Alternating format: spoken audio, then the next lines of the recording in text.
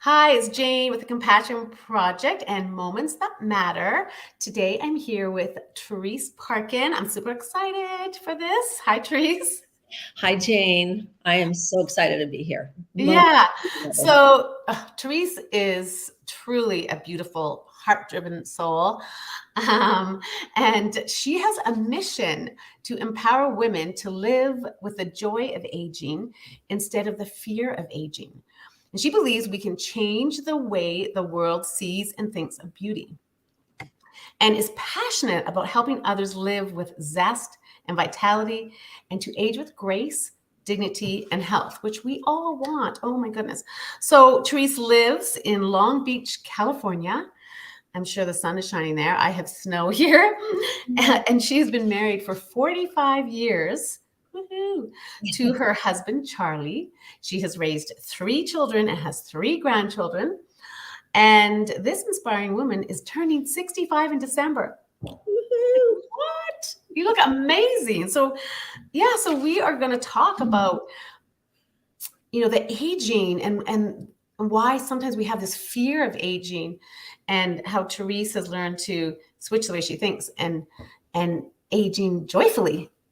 Right. So basically, Terese, we start with that question, like, what moment in your life shifted the way you think or impacted you? And you would not be who you are today without that moment. We always can look back and be like, wow, if that hadn't happened, or if I hadn't changed the way I thought, I wouldn't be, you might be afraid of aging now, but you're living joyfully. So, yeah. Right. Thank you. Yeah. So about 6 years ago, there's so many moments and it's hard to pick one. We all have a lot of things I looked onto, but one of them was 6 years ago. I went on a retreat with my daughter, and it was a big deal for her to ask me. She had little ones, and we left and we went on this retreat, and it was a 3 day, and they were it was a self-awareness and health, but mostly mindset and spiritual. And it was people getting on stage talking about their stories, and they were talking about, like, this terrible thing happened when they were young, and this happened, or all kinds of issues that these people have, tears. And I kept listening to these stories with empathy, crying for other people. And then they would say, well, you need to write down your story. And I would, like, I got nothing.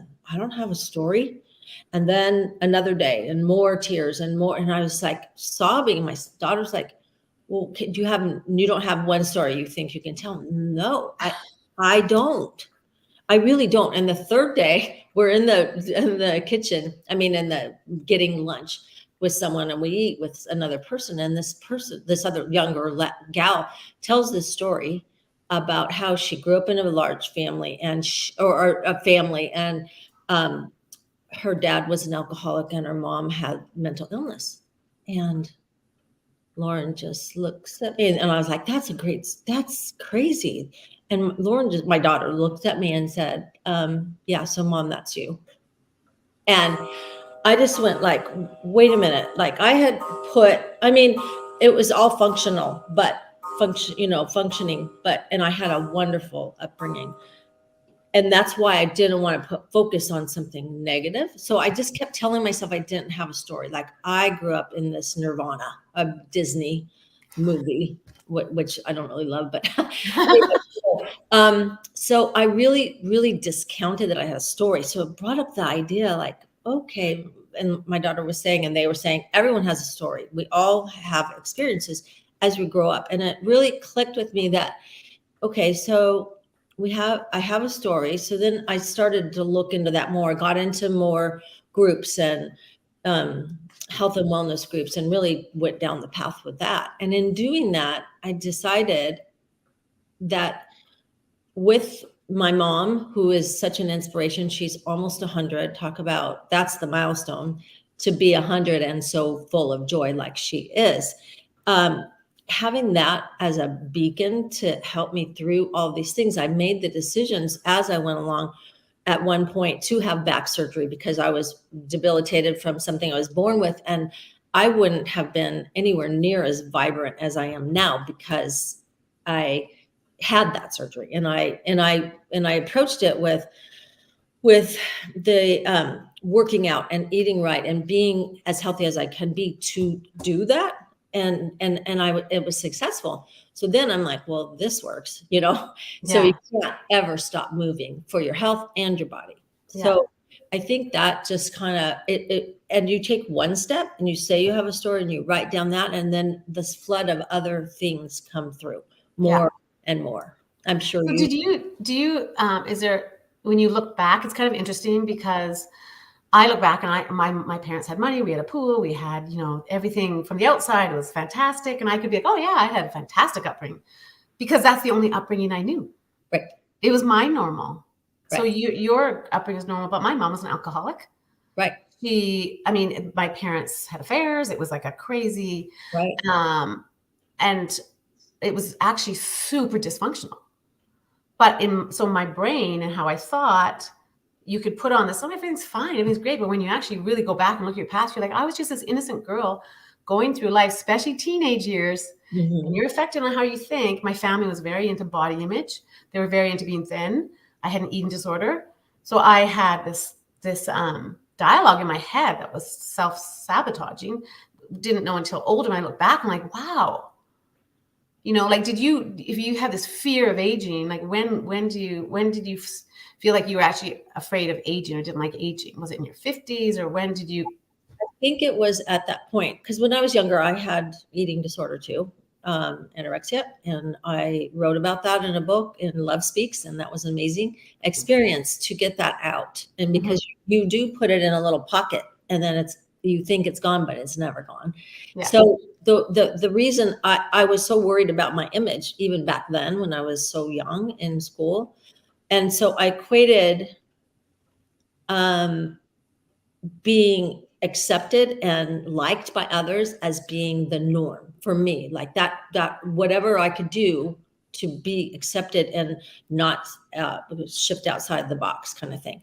And by the time I was 50 and facing this life of such pain that I had been in for the last 5 years prior to that, and I had to make a decision to have that surgery, I just decided, okay, my mom's this much older. Am I going to live it?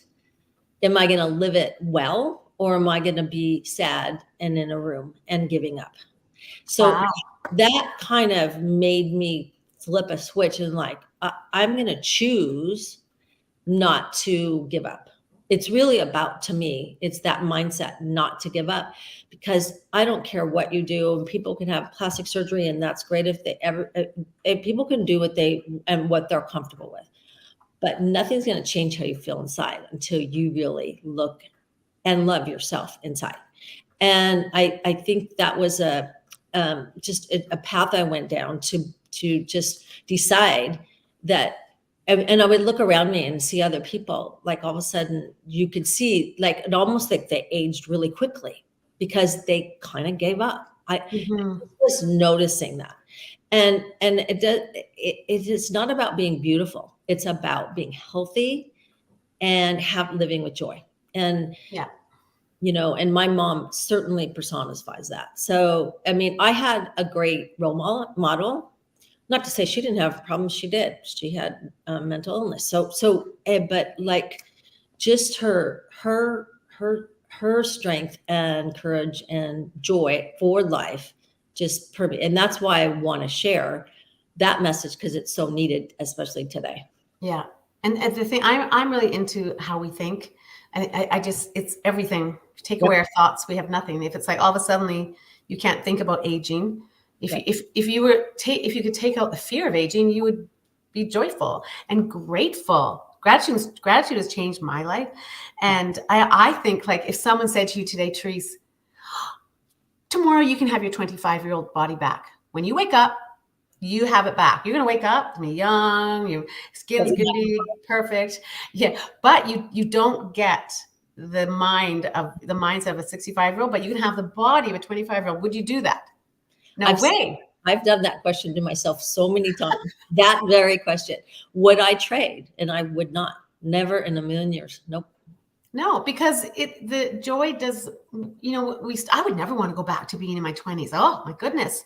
Mm-mm. Yes, I was younger, but I was not aware of how I think. Yep. I did not feel good about myself. I was probably starving myself. I was suffering. And so you put on this happy, like, everything's fine, but you're broken inside. And so I feel a lot of people and women, I think women are amazing. All women watching, like, I'm sorry, we're amazing. Like, women are amazing. As we get older, we get stronger, right? Like, watch out when a woman gets strong of mind. Like, I feel like you can do anything, but I don't know about you, Therese, but I have to set myself up every day. I am a really like Yep. because I think I had an eating disorder when I was young, I have to really work hard on my mindset. So I use affirmations like every morning. Like, I listen to positive stuff. I start off super strong so I can handle the day. Right. Yeah.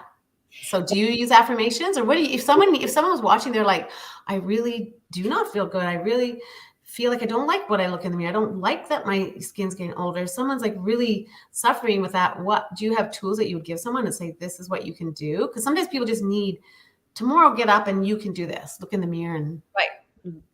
The mirror, I'm love that you brought that up, because looking in the mirror and doing mirror work, I've done a couple of workshops on that, um, and delved into that thinking, oh, this would be fun.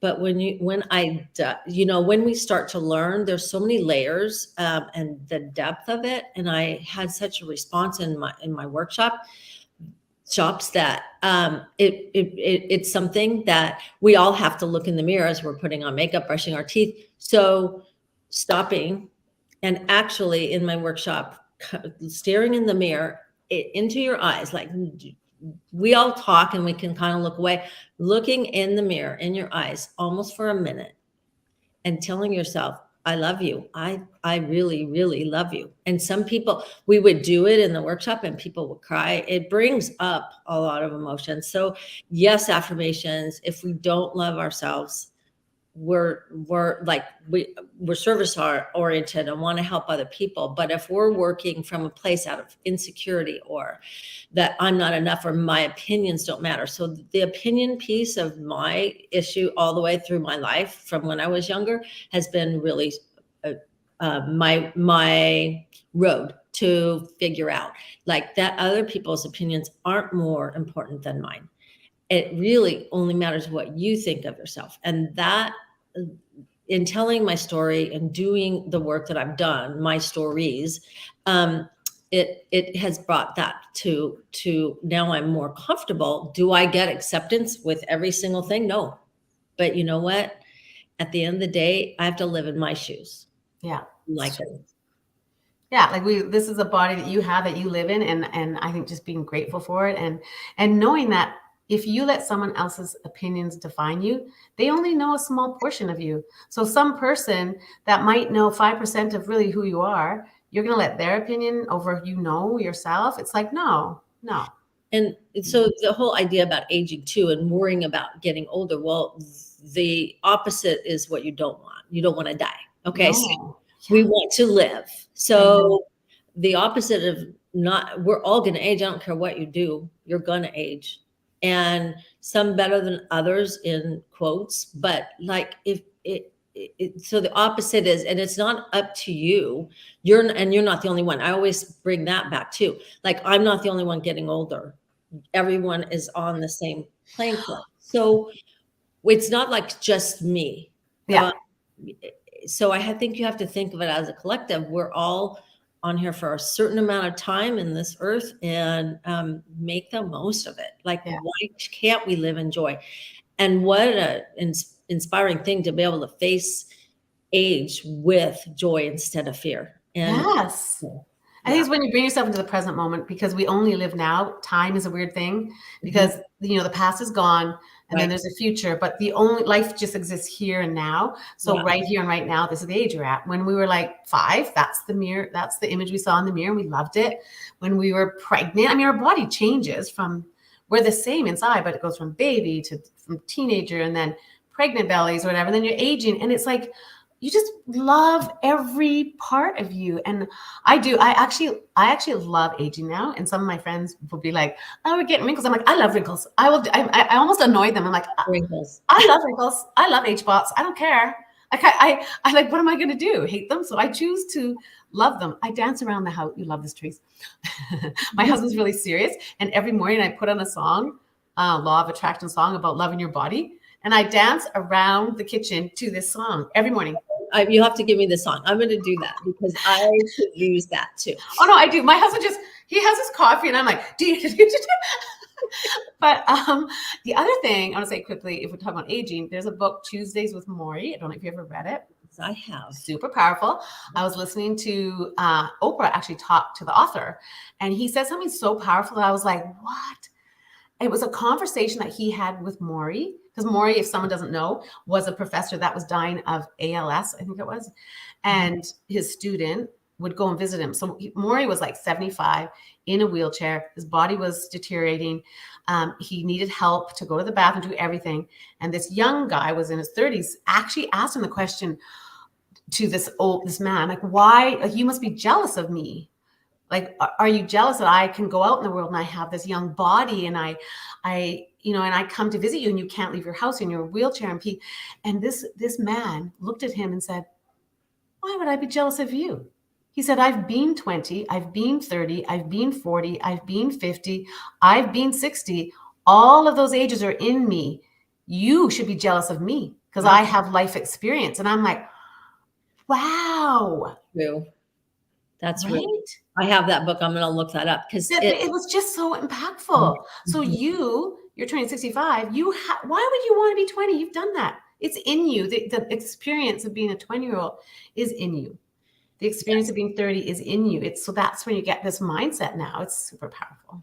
I love that you said you're the same person when you look in the mirror. So this new story that I'll tell you about later, but it's about how how you appear to people. Like my son. We can talk about that now. Is that the book? Because I would. Yes. I was going to ask you. We'll just do this quick. What meaningful message would you like to share with the world? And then we'll talk about the book. Okay. The meaningful message would be: know who you are, love who you are, don't ever give up, and you are meant to live in joy. And ageless beauty is the best you can be at any age. Yay. I love it. Okay. And then favorite book. So we're going to talk about a book, I think, that you have coming out. I actually have two. Because one of them is really important to tell you too, because I know we like to share, and I've taken some of yours and we've shared that as well. The Charisma Myth by Olivia Fox Cabane. And I'll put the link in the comments if you want. The Charisma Myth? Oh. The Charisma Myth. Never heard of it. It sounds like, the whole premise of it is people that want to be speakers or whatever might be drawn to that, but it is more than that, like a lot of things are. It's about really centering on yourself, how you present yourself. So it really has helped me over the years. It's broken down my chapters, and there's certain things like I got to listen to that chapter, and so it's one of those that you can do. Oh, cool. And it's really it's like how to get your message across.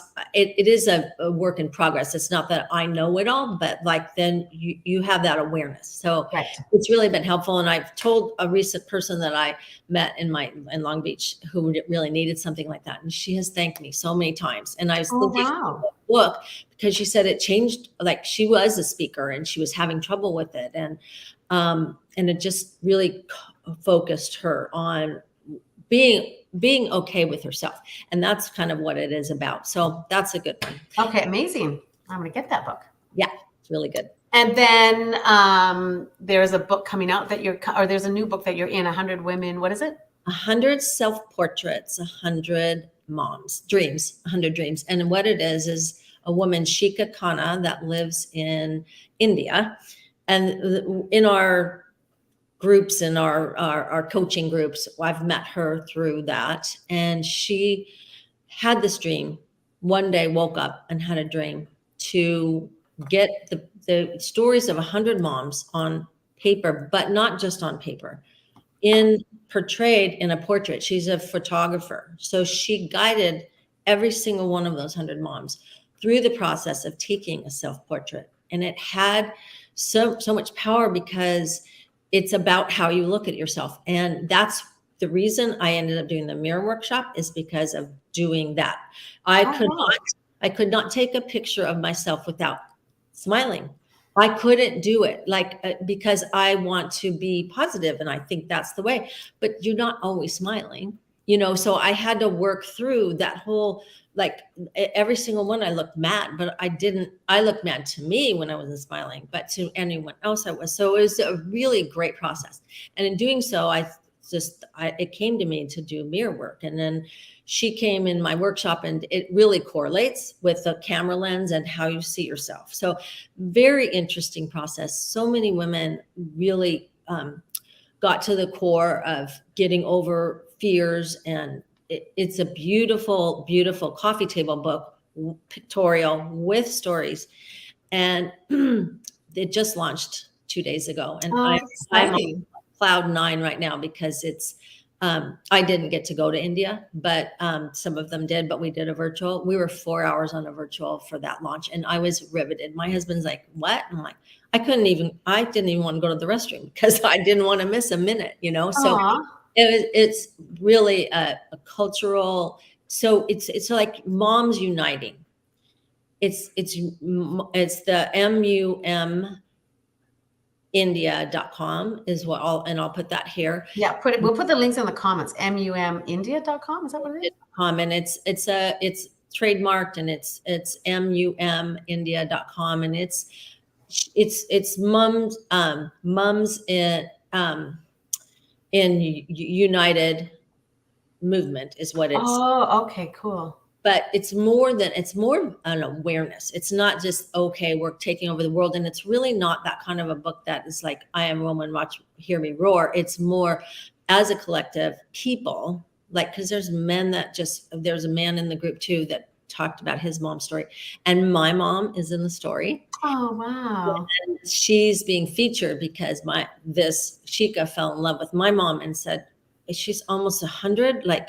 I want to she had her stories about her mom. So she wanted to get that book in my mom's hand, and it's on its way to me. Oh, right? that's amazing. Amazing. That's amazing. Yeah. Wow. Okay. Well, we'll put all that in the comment, and I'm going to give a little shout out to Lucy.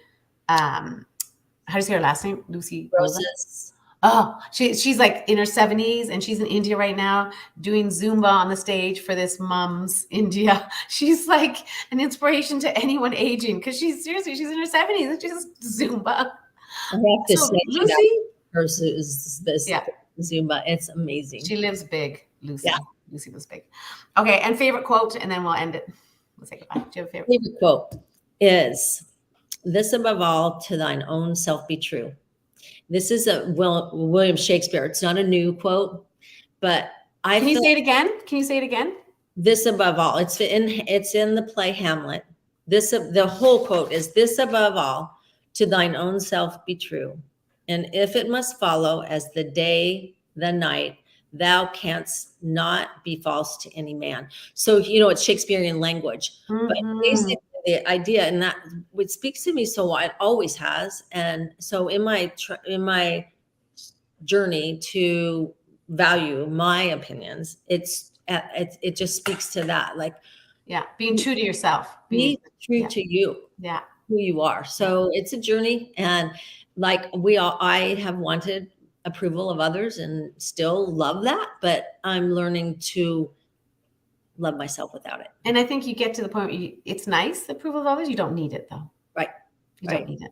When you love yourself truly, when you truly wake up every day and you know who you are and you're full of love, like Wayne Dyer says, when you're full of love and full of joy, it doesn't matter what anyone says or does, because you'll just react with love and joy. So whatever's inside you will come out when you're out in the world. And if you're full of that, then you can go out in the world and live in joy. It doesn't matter what age. And like you said, I want to live like my granddaughter Kyla. I want to be full of joy, like a 3-year-old, even though I'm intelligent. I'm not going to be like, but I want that joy that these children have, because we lose it. So anyway. Well, and I think that the thing about getting older and what tips do I do? I think we all have gone down the road of eating healthy, eating, fresh, the basics and moving every single day is like non-negotiable too. But the mindset, like you were talking about, is Mindset's everything. bigger piece. Yeah.